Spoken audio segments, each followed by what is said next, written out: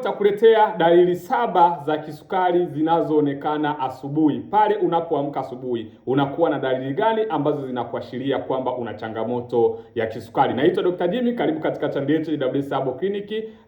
Kama ni mara ya kwanza, kisha una subscribe channel yetu ili uweze kuwa mtu wa kwanza kupata dondoo za kiafya tunazozituma kila siku. Kwa hiyo leo tutaenda kujikita moja kwa moja, ni dalili zipi sasa ambazo zinaonesha una changamoto ya kisukari asubuhi pale unapoamka. Ukiona dalili mojawapo kati ya hizi, basi hakikisha unaenda kuchunguza. Unaashiriwa, mwili wako unakwambia, mwili wako unazidi kustruggle, unazidi kukuelekeza kwamba sukari imezidi, imekuwa nyingi ndani ya mwili wako. Kwa hiyo ambatana na sisi. Kama hujanifollow, hakikisha unanifollow, lakini pia hakikisha kama utakuwa na swali lolote hapo chini kwenye comment, hakikisha unauliza ili uweze kupata msaada zaidi. Kama unaamka asubuhi ukiwa na kiu kali, yaani unaamka asubuhi, kila unapoamka asubuhi unahitaji ya kutosha, unahitaji maji, yaani kama vile umeamka asubuhi, yaani kama vile hujanywa maji miaka kadhaa. Unaamka asubuhi unahisi kiu kikali sana. Ndugu yangu, ni taarifa unapatiwa kwamba mwili wako unazidi kustruggle, mwili wako unazidi kupambana na sukari,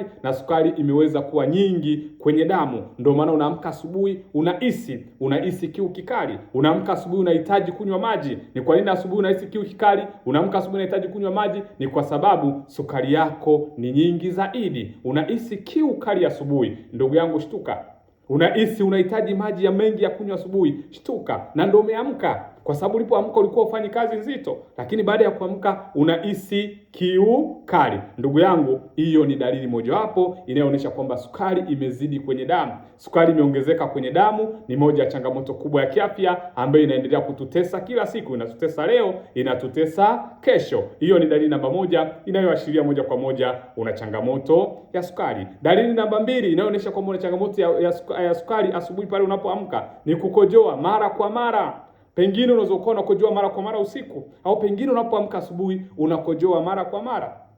Kwa nini watu changamoto ya kisukari wanakojoa mara kwa mara? Ni kwa sababu mwili wao huwa unalazimisha kuondoa sukari kwa njia ya mkojo. Ndio maana mara nyingi umekuwa ni frequent urination, mara kwa mara unakuta unakuwa unaenda kukojoa. Kwa nini kila mara unaenda kukojoa? Ni kwa sababu mwili wako unalazimisha kuondoa sukari kwa njia ya mkojo. Kama una changamoto kwenye kongosho, ina maana izalishi homoni ya insulin ya kutosha ya kuweza kuondoa sukari kwenye damu na kuweka kwenye seli. Na ndio maana unakuta sukari inazidi kuwa nyingi kwenye nini? Sukari inazidi nyingi kwenye mwili. Kwa hiyo sukari ikishakuwa nyingi kwenye damu, mwili wako sasa unalazimisha kuondoa sukari kwa njia ya mkojo. Ndio maana unakuta pengine unakojoa mara kwa mara usiku. Ukikuta usiku unakojoa zaidi ya mara 2, ni hatari kwa afya yako. Ukikuta asubuhi maybe kuna kucha unakojoa mara kwa mara, na pengine ule mkojo unakuwa mtamu, mkojo wako unakuwa mtamu, ndugu yangu, hiyo ni hatari ambayo ni ashiria kimojawapo kinachokuonyesha kwamba una changamoto ya kisukari. Namba 3, uchovu usioelezeka. Naomba sasa ili tuiweke sawa. Uchovu usioeleweka. Wapo watu wengi sana hapa, unakuta na changamoto uchovu, muda wote uko restless, muda wote umechoka na hujafanya kazi ngumu. Unakuta ulikuwa umeamka asubuhi, kwani umefanya kazi gani? Si ulikuwa umelala? Lakini ulipoamka asubuhi unakuta umehisi uchovu. Unapoamka asubuhi unakuta uchovu usioeleweka. Kwa nini uchovu wako haueleweki? Ni kwa sababu moja kwa moja una changamoto ya sukari. Ina maana sukari iko nyingi kwenye damu. Sukari isipoletwa kwenye misuli, isipoletwa kwenye misuli, kwenye ini, lakini pia kwenye mafuta, ndugu yangu, huwezi kupata nguvu. Ndio maana watu wenye changamoto ya kisukari huwa wanaishiwa power. Watu wenye kisukari wanaishiwa nguvu. Kwa nini unaishiwa nguvu? Ni kwa sababu moja kwa moja umekuwa ni moja kwa moja sukari yako, kwa sababu sukari unapo kwenye seli inazalisha energy. Kwa hiyo mwili wako haupati energy. Ndio maana umekuwa ukiishiwa power, ndio maana umekuwa ukiishiwa nguvu. Ndio maana mara zote unakuwa ukijihisi uchovu usioeleweka. Kwa nini unapata uchovu usioeleweka? Kwa sababu moja kwa moja hauzalishi energy ya kutosha. Mwili wako una energy ya kutosha, kwa sababu mwili ili uweze kuwa na energy unategemea glucose.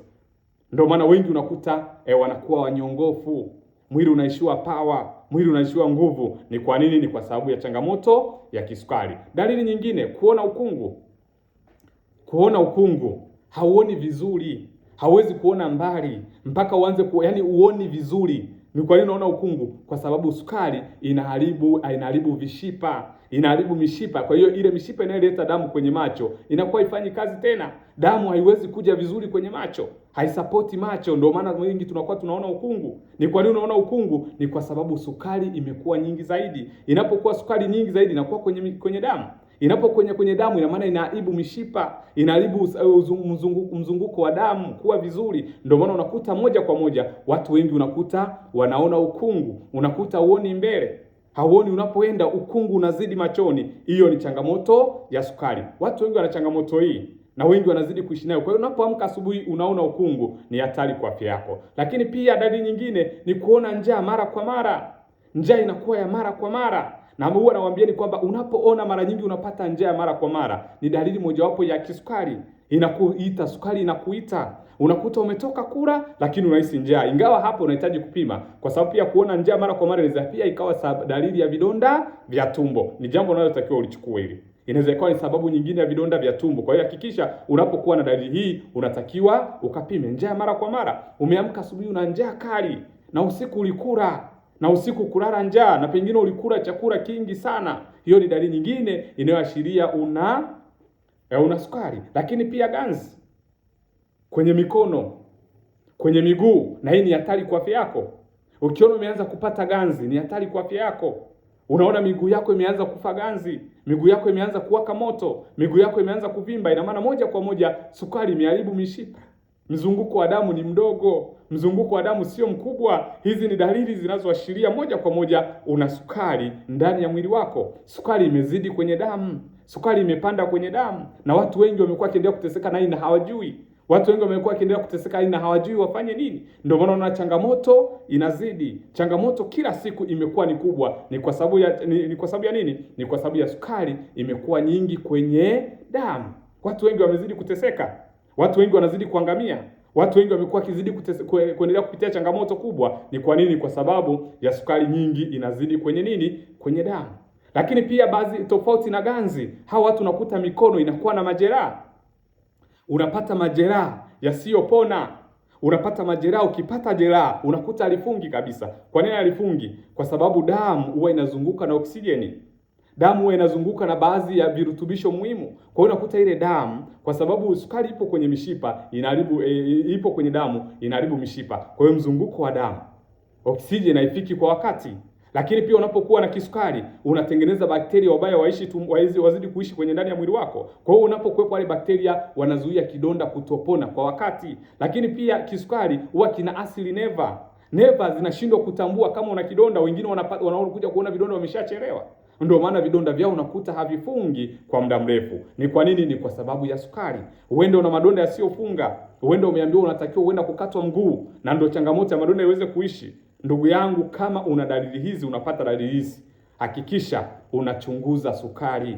Ni muhimu sana kupima sukari mapema ili uweze kuidhibiti. Na kama umeshachunguza sukari na unapitia dalili hizi, inafikia sehemu mwili wako unakuwa mnyongofu, unafikia sehemu unahisi kuchanganyikiwa, unafikia sehemu unahisi kutapika, hizo ni dalili zinazoonesha sukari yako imekuwa ni nyingi zaidi. Unachotakiwa kufanya nini? Unatakiwa ubadilike. Cha kwanza, watu hatuponi kisukari kwa sababu cha kwanza hatubadiliki.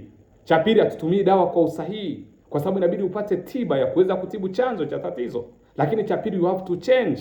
Lazima ubadilike ili uweze kuondokana na changamoto hizi moja kwa moja. Kwa hiyo kama una changamoto ya kisukari, pata tiba sahihi ya kutibu kongosho. Itakuwa ni rahisi sana kuweza kuanza kupunguza changamoto ya sukari kuweza kuzidi. Sasa hapa ni kuachie bonus. Nikuachie bonus, ni vyakula gani au ni vitu gani, mchanganyiko gani ambao utumie unapokuwa na changamoto ya kisukari ambao utaweza kukusaidia huku ukiendelea kufuata miongozo ambayo utakuwa umepewa na wataalamu. Miongozo inayopewa na wataalamu. Cha kwanza, tafuta unga wa mbegu ya parachichi. Cha pili, sawa, hii sio mbadala wa dawa ulizopewa. Naomba tuelewane, sio mbadala. Sawa, kwa hiyo unatumia kwa sababu hii ni vitu fulani ambavyo vinaweza kukusaidia kushusha sukari yako. Huko ukiendelea kutumia dawa, na kama utahitaji mawasiliano zaidi basi tutawasiliana vizuri. Utatafuta unga wa mbegu ya parachichi, utatafuta unga wa tangawizi, unga wa uwatu na unga wa mdalasini cinnamon. Utachanganya, utakuwa unakoroga kwenye maji ya uvuguvugu, tumia mara 3. Itakusaidia, itakupa msaada kuweza kuongeza ufanyaji kazi. Wengi tunatumia tiba ambazo sio sahihi. Unapokuwa na changamoto ya kisukari, cha kwanza inabidi upate tiba sahihi ya kwenda kuhakikisha ufanyaji kazi wa kongosho ni mzuri zaidi. Insulin iliyozalishwa inazalishwa ya kutosha.